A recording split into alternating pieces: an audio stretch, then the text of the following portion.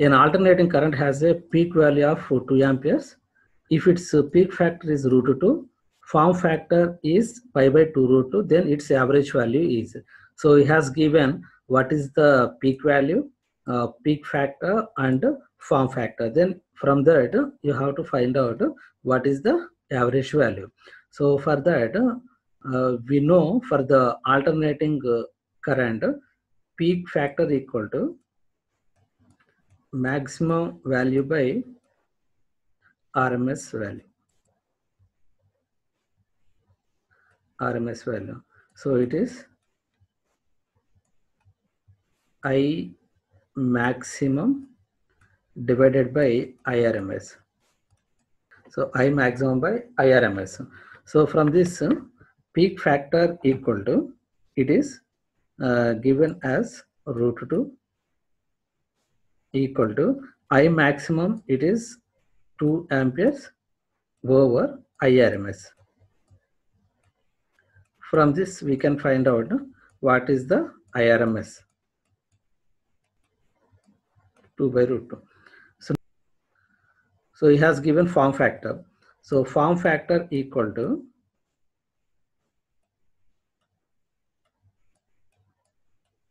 it is IRMS by I average.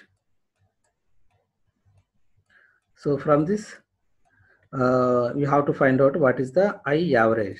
So I average equal to IRMS, it is 2 by root 2 over form factor, it is given by pi by 2 root 2. Pi by 2 root 2. So from this we can write. So this root 2 and root 2 gets cancelled, then you will get 4 by pi. 4 by pi. So it is the answer. I average.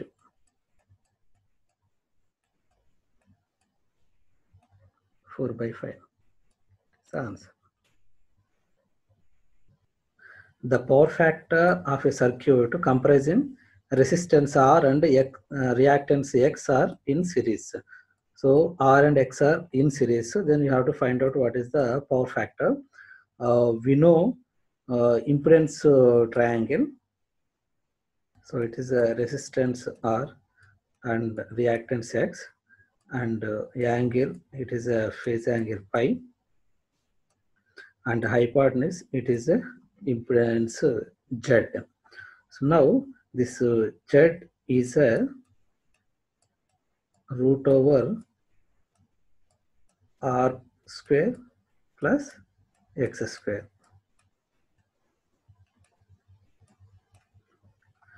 So now the power factor, it is given by cos pi.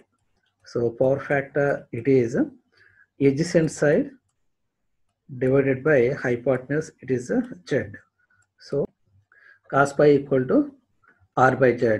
Now we can write this as a R divided by, so Z, it is a root over R square plus X square. So root over R square plus X square. So it is the answer, first option. R by root over R square plus X square, power factor of the circuit comprising R and X in series. A battery is connected to a resistance causing a current of 0.5 in the circuit. So let us suppose it is the circuit battery and it is connected to the resistance, let it be, it is R and it is E, and current flowing through this, it is 0.5 amperes. 0.5 amperes.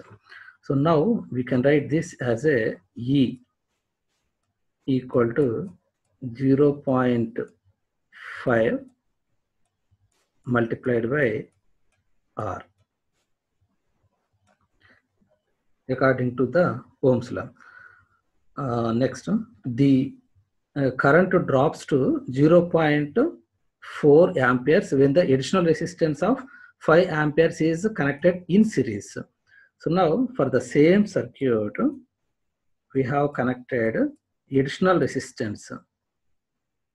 This is R and there is a additional resistance.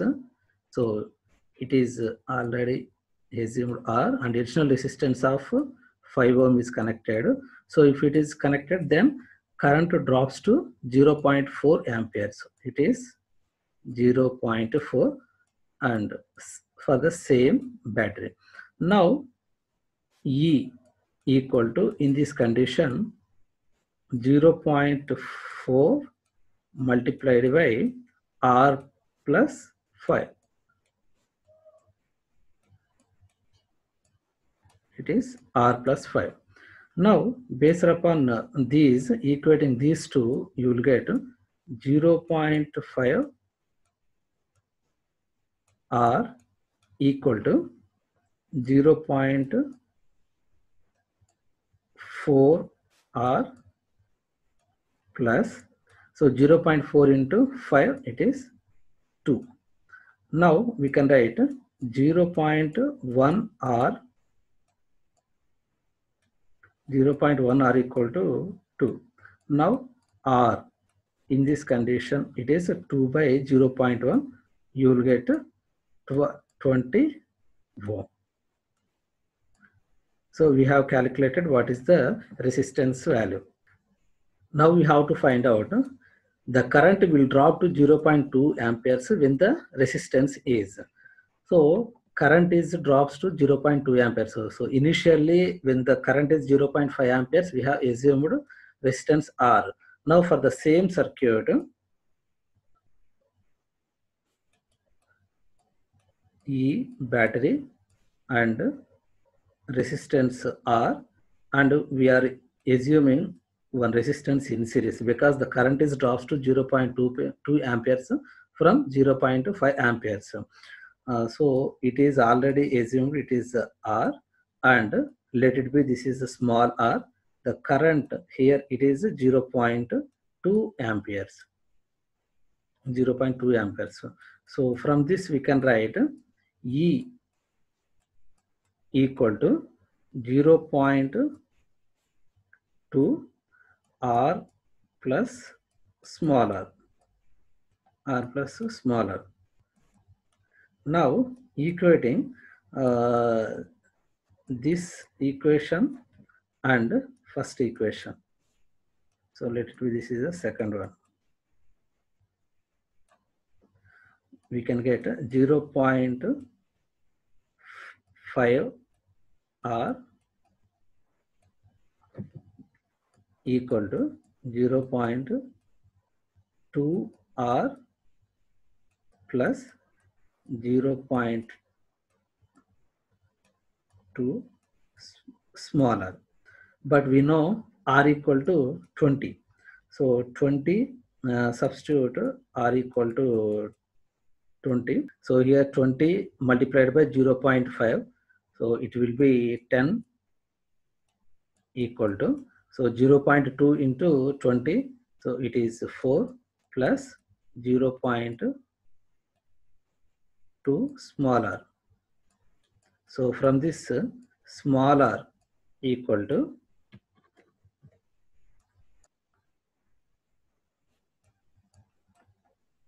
it is 30 ohms. So it is the answer, R equal to 30 ohm. So here when the resistance is further increased by R equal to 30 ohm. So he has to extend this sentence by mentioning when the resistance is increased by how much. So that has to be increased by 30 ohm in order to get 0.2 amperes. So total resistance in the circuit will be 30 plus 20, it will be 50 ohm. When the mechanical power developed by a DC motor maximum. So we have to find out what is the condition to get the mechanical power developed by DC motor is maximum. So for the DC motor, we know back EMF EB equal to applied voltage minus armature resistance drop IA RA.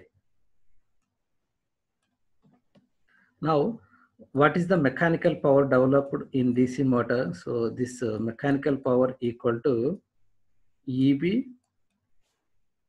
multiplied by armature current IA. So then it will be VIA. So mechanical power developed by the DC motor is a maximum when dPm by dIA equal to the 0. So differentiation of this equation with respect to the variable. So variable here it is a armature current IA.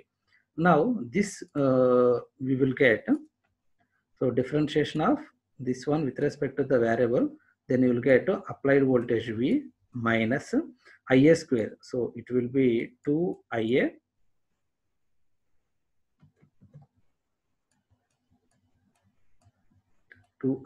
multiplied by RA equal to 0. So from this we can write IA RA equal to V by 2. IA RA equal to V by 2. So here it is a IA RA equal to V by 2. So you substitute this IA RA equal to V by 2 in back EMF equation, then we will get EB equal to V minus IA RA equal to V by 2. So it is V by 2. Now it is V by 2. V minus V by 2, it is V by 2. So it is the condition to get maximum power developed in a DC motor. So back EMF equal to half of the applied voltage. So back EMF is equal to the half the applied voltage. So it is the answer. Armature core of a DC machine is laminated to reduce it is a eddy current losses. So according to the Faraday's laws of electromagnetic induction, in the armature core some EMF is induced. So because of that currents are developed, that those currents are called as a eddy currents. So because of that losses occurs, it is called as a eddy current loss. So in order to minimize these eddy currents in the core, so you have to laminate it. If the core is laminated, then area to the flow of the eddy currents will be reduced. So resistance to the flow of the eddy currents will be increased. So according to the formula R equal to rho L by A, eddy current losses will be minimized. So that's why we are going for the very thin laminations of the armature core. So it is the answer. So if you want to reduce the hysteresis losses, then you have to go for the silicon steel laminations, then you can reduce the hysteresis losses. The equivalent resistance of a transformer having the transformation ratio of K equal to 5, R1 equal to 0.1. Now we have to find out resistance referred to the secondary. So he has given the transformation ratio. So it is given by E2 by E1 equal to, for an ideal transformer, V2 by V1 equal to, so it is given as 5. Now we have to find out resistance referred to the secondary.